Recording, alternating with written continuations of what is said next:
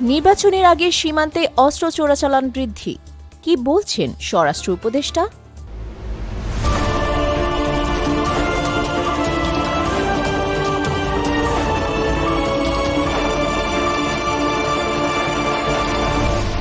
Channel CB.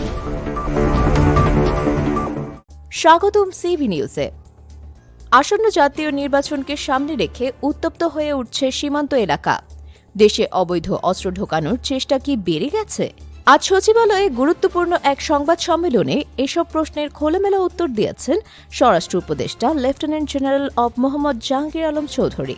আজ সোমবার পিলখানায় BGB দিবস উপলক্ষে বীর মুক্তিযোদ্ধাদের পদক প্রদান অনুষ্ঠান শেষে সাংবাদিকদের মুখোমুখি হন স্বরাষ্ট্র উপদেষ্টা।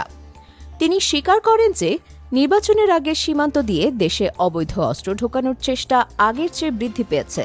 তবে তিনি আশ্বস্ত করে বলেন, আমাদের আইনশৃঙ্খলা রক্ষাকারী বাহিনী অত্যন্ত সতর্ক অবস্থানে রয়েছে। প্রায় প্রতিদিনই বিভিন্ন সীমান্তে অভিযান চালিয়ে এসব অবৈধ অস্ত্র উদ্ধার করা হচ্ছে। নির্বাচনী নিরাপত্তা নিয়ে উপদেষ্টা জানান, সুষ্ঠু ও শান্তিপূর্ণ নির্বাচনের জন্য যাবতীয় প্রস্তুতি নেওয়া হচ্ছে। এবারের নির্বাচনে বিজেপি অত্যন্ত গুরুত্বপূর্ণ ভূমিকা পালন করবে।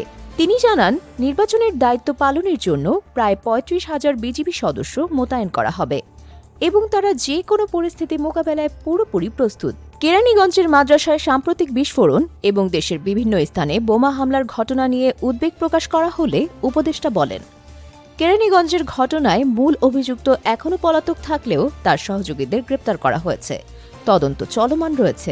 তিনি আরও বলেন, ফ্যাসিস্ট শক্তিরা সবসময় নির্বাচন বাধাগ্রস্ত করার চেষ্টা করে, এটা নতুন কিছু নয়। তবে জনগণের সমর্থন এবং আইনশৃঙ্খলা বাহিনীর প্রচেষ্টায় একটি অবাধ, সুষ্ঠু ও উৎসবমুখর নির্বাচন সম্পন্ন হবে। শান্তি ও স্থিতিশীলতা বজায় রাখতে নিরাপত্তা বাহিনীকে বিশেষ প্রশিক্ষণ দেওয়া হয়েছে বলেও জানান তিনি। সরকার একটি গ্রহণযোগ্য নির্বাচন উপহার দিতে বদ্ধপরিকর। প্রতিদিন গুরুত্বপূর্ণ আপডেটের জন্য আমাদের চ্যানেলটি অবশ্যই সাবস্ক্রাইব করুন।